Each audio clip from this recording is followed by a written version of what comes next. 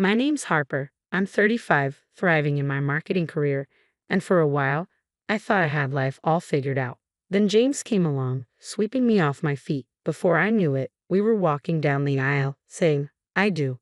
Crazy, right? But here's the twist. James came with a 12-year-old son, Tyler. Moving in with them felt like stepping into a minefield. I tried everything to win Tyler over. Hey buddy, I made your favorite lasagna, I'd say, hoping for a smile. Instead, I'd get an eye roll and a mumbled, whatever. It was like talking to a brick wall. One night, I offered to help Tyler with his math homework. Let's tackle these fractions together, I suggested. He slammed the book shut and snapped. I don't need your help. You're not my mom. I turned to James, expecting him to step in. He just shrugged. Give him time. But time didn't fix things. Tyler's attitude only worsened. He ignored curfew, left messes everywhere, and constantly talked back. Whenever I tried to set boundaries, James would undercut me. Harper, don't be so hard on him, he'd say. It was like I was losing my mind. Was I the problem? I needed to vent, so I called my best friend, Olivia. Girl, you won't believe what Tyler did today. I started. Spill the tea, she said, and I did. About Tyler's disrespect, James's lack of support, the whole mess. Olivia listened, then said, Harper, honey, these are some serious red flags. Are you sure you're not in over your head? I don't know, Liv. I love James, but this is so rough. I get it, she said, but don't lose yourself trying to fix it. You matter too. Her words stuck with me, but I wasn't ready to give up. I threw myself into work, hoping things would smooth out at home. Big mistake. A few weeks later, my boss, Mr. Peterson, called me into his office. Harper, is everything okay? Your last few presentations have been off. I forced a smile. Everything's fine, sir. Just a little stressed, but I'll get back on track. But as I left, I knew I wasn't fine. Something had to change. Then the phone rang. It was the school.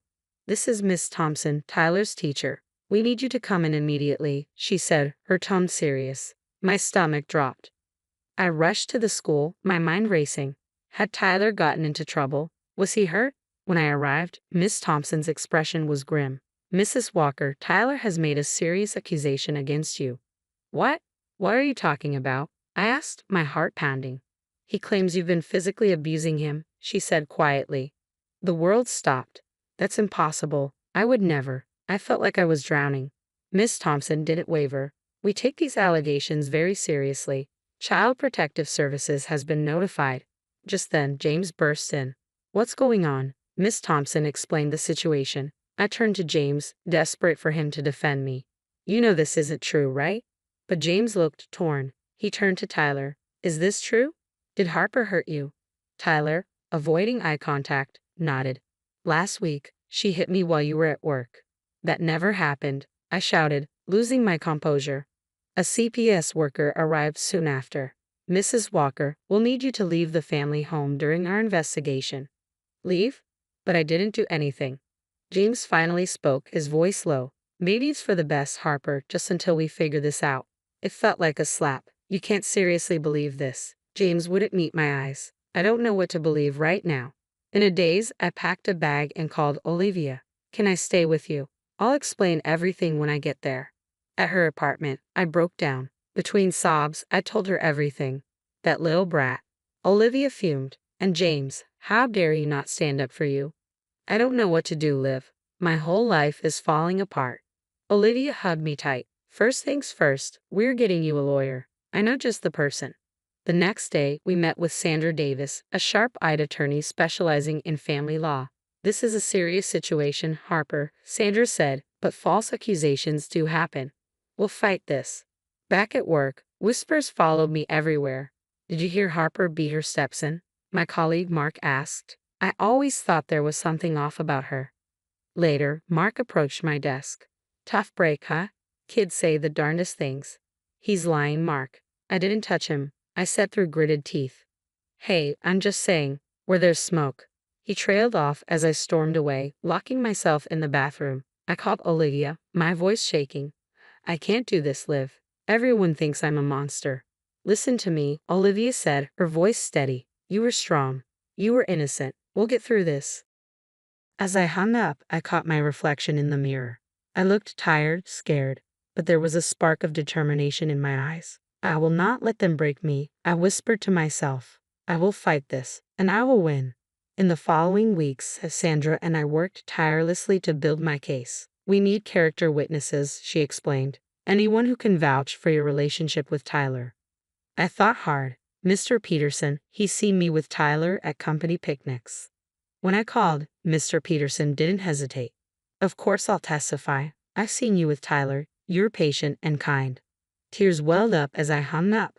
At least someone believed in me. Sandra also arranged for a psychological evaluation. After several sessions, Dr. Ramirez concluded, I see no signs of abusive tendencies. In fact, you show a strong desire to nurture and protect. It was a small victory, but I'd take what I could get. Meanwhile, James had gone radio silent. The few times he did reach out, it was all about him. People are talking, Harper. This is really affecting my business, he said one day. I couldn't believe what I was hearing. Your business, James? My entire life is falling apart. He hung up without another word. A few days later, Olivia called, her voice tight with anger. You won't believe what I just heard. What now? I sighed. I was at Starbucks and overheard James talking to some neighbors. He was badmouthing you, Harper, saying he should have known better than to marry someone he barely knew. The betrayal stung like a physical blow. He said that. After everything I've done for him and Tyler? I'm so sorry, honey. You deserve better than this, Olivia said gently. Just when I thought things couldn't get any worse, a breakthrough came from an unexpected source. Miss Thompson, Tyler's teacher, contacted Sandra, requesting an urgent meeting. I've noticed some inconsistencies in Tyler's story, she explained, looking uncomfortable. And, well, I did some digging. This isn't the first time Tyler has made false accusations. My heart raced. What do you mean? Miss Thompson sighed. Last year, he accused a teacher of favoritism when he didn't get the lead in the school play. It was investigated and found to be completely fabricated. Sandra leaned forward. And you're just bringing this up now? I feel terrible, Miss Thompson admitted. I should have looked into this history more thoroughly before escalating things. I'm here to make it right. As the investigation deepened, more truths came to light. Tyler's school counselor revealed a pattern of manipulative behavior, often playing James and me against each other. Tyler shows signs of severe emotional neglect, the counselor explained. He creates drama to get attention. It all started making sense, the acting out, the lies, the manipulation. Tyler was crying out for help in the worst way possible, but the most shocking revelation came from Tyler's best friend, Kevin. In a moment of guilt, Kevin confessed to Sandra that Tyler had bragged about his plan. He said he was going to make up stuff about his stepmom so his dad would kick her out, Kevin admitted. He said his dad always believes him and buys him stuff to make up for it. I felt a whirlwind of emotions, anger, pity, and heartbreak. Tyler had been hurting for so long, and James had been too blind to see it. As the truth unraveled, I couldn't help but think back to all the red flags I'd ignored. How James would brush off Tyler's bad behavior, the expensive gifts that appeared after every tantrum. I should have seen it, I told Olivia over coffee. I was so focused on making things work, I missed what was really going on. You can't blame yourself, Olivia said, squeezing my hand. You were trying to be a good wife and stepmom. I nodded, a new determination settling in. You're right, now it's time to start fighting for myself. The day the case was officially dropped should have felt like a victory, but it was bittersweet. My name was cleared, but the damage was done. I couldn't go back to that house, to James and Tyler. It wasn't home anymore. I met with Sandra to discuss the next steps. I want a divorce, I said, my voice steadier than I felt. Sandra nodded, unsurprised. We'll cite James's lack of support and Tyler's false accusations. It should be straightforward. Straightforward, maybe, but not easy. Every signature on those papers felt like closing a chapter of my life I'd never get back. At work, I threw myself into every project. Mr. Peterson noticed. Harper, your performance these past few months has been exceptional, he said during my review. I'm promoting you to Senior Marketing Director. I nearly fell out of my chair. Thank you, sir. I don't know what to say. He smiled. There's more. The position is in our New York office. A fresh start, if you want it. I didn't even hesitate. I'll take it. As I packed up my life, Olivia helped, filling me in on the local gossip. James is having a rough time, she said. Lost a bunch of clients when the truth came out. And Tyler, he got suspended for bullying. Guess the apple doesn't fall far from the tree. I felt a twinge of something, not quite sympathy, but something close. I hoped they got the help they needed. Both of them. New York was everything I needed.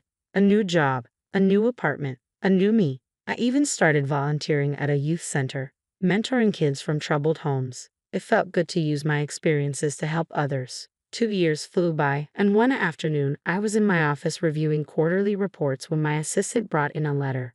The return address made my heart skip. Tyler's old school. Inside was a note from Miss Thompson. Dear Harper, I hope this letter finds you well. I'm writing to inform you that Tyler has been caught in a serious lie at his new school. He's facing expulsion. James has reached out for help, but I thought you should know.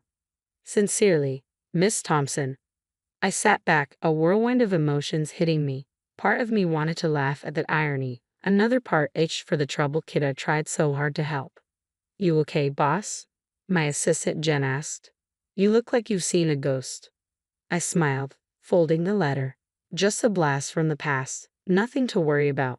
That night, as I got ready for my date with Michael, a kind, understanding man I'd met through my volunteer work, I thought about how far I'd come. 2 years ago, I was fighting to prove my innocence. Now, I was thriving in a job I loved, helping kids who needed it, and dating someone who respected me.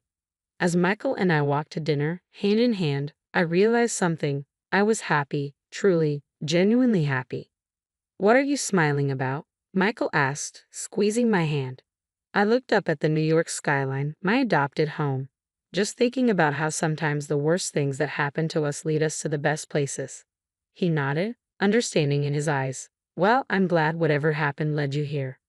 Me too, I thought. I'd survived, I'd thrived, and I'd found happiness. Meanwhile, those who had wronged me were facing the consequences of their actions. It wasn't about revenge, it was about justice, and the best revenge was living well. As we entered the restaurant, I made a decision. That letter, I wasn't going to respond. That chapter of my life was closed. I had a new story to write, and I couldn't wait to see how it unfolded. The story ends here, but the conversation is just beginning. What would you have done in Harper's shoes? If you received that letter about Tyler 2 years later, would you have responded, offering help despite the pain he caused? Or would you have kept that chapter firmly closed? Your experiences shape your perspective, and we'd love to hear your thoughts. Drop your answer in the comments below.